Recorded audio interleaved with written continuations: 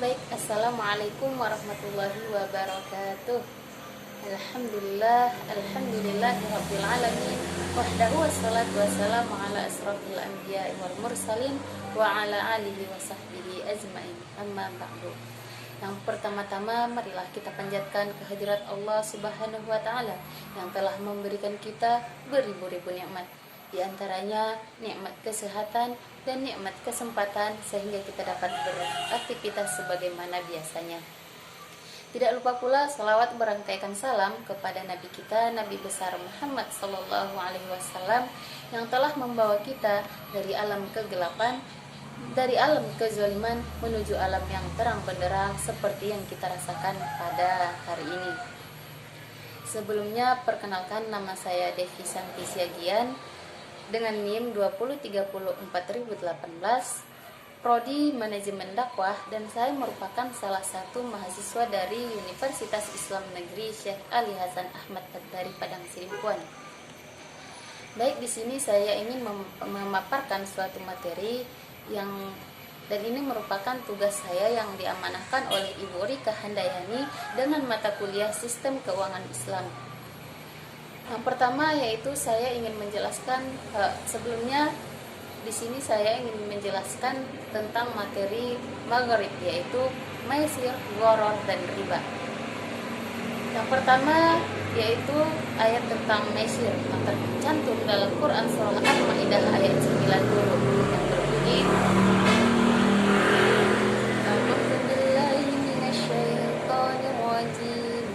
Bismillahirrahmanirrahim. Ya ayyuhalladzina amanu innamal khamru wal maisir wal ansabu wal azlamu rijsum min 'amali syaitan fajtanibuhu la'allakum tuflihun. Yang artinya, wahai orang-orang yang beriman, sesungguhnya meminum khamar, berjudi, berkorban untuk berhala, mengundi nasib dengan anak panah adalah termasuk perbuatan syaitan. Maka jauhilah perbuatan-perbuatan itu agar kamu mendapat keberuntungan. Ayat ini menjelaskan bahwa jika dikaitkan dengan materi penjelasan sebelumnya atau tentang judul utama dari ayat ini, yaitu tentang maisir, yaitu perjudian. Ayat ini jelas-jelas sudah melarang perbuatan perjudian karena ini merupakan suatu perbuatan yang dilarang oleh syariat Islam. Sedangkan kata al-azlam dalam ayat ini berarti anak panah yang belum pakai bulu. Orang jahiliyah menggunakan anak panah yang belum pakai bulu itu untuk menentukan apakah mereka akan melakukan suatu perbuatan itu atau tidak. Caranya ialah mereka mengambil 3 buah anak panah yang belum pakai bulu, dan ketiga anak panah ini diberi tulisan yang pertama yaitu lakukanlah, sementara yang kedua bertuliskan jangan lakukan, sementara dan yang ketiga tidak diberi tulisan apa-apa. Maknanya yaitu ketika penjaga Ka'bah disuruh untuk mengambil anak panah salah satu dari ketiganya, jika penjaga dari Ka'bah mengambil anak panah yang bertuliskan lakukanlah, maka orang jahiliyah akan melakukan suatu perbuatan tersebut. Ini merupakan suatu petunjuk untuk mereka. Dan jika penjaga Ka'bah mengambil anak panah yang bertuliskan jangan lakukan, maka mereka tidak akan melakukan hal atau perbuatan tersebut. Dan yang ketiga, jika penjaga Ka'bah tersebut tidak mendapatkan anak panah yang tidak bertuliskan apa-apa, maka undian tersebut wajib diulangi sekali lagi. Sementara pembahasan yang kedua yaitu tentang gharar yang tercantum dalam Quran surah An-Nisa ayat 29 yang berbunyi, A'udzubillahi minasyaitonirrajim. Bismillahirrahmanirrahim. Ya ayyuhalladzina amanu la ta'kulu amwalakum bainakum bil batili illa an takuna tijaratan an wala taqtulu anfusakum innallaha kana bikum rahima, yang artinya, hai orang-orang yang beriman, janganlah kamu saling memakan harta sesamamu dengan jalan yang batil, kecuali dengan jalan perniagaan yang berlaku dengan suka sama suka di antara kamu.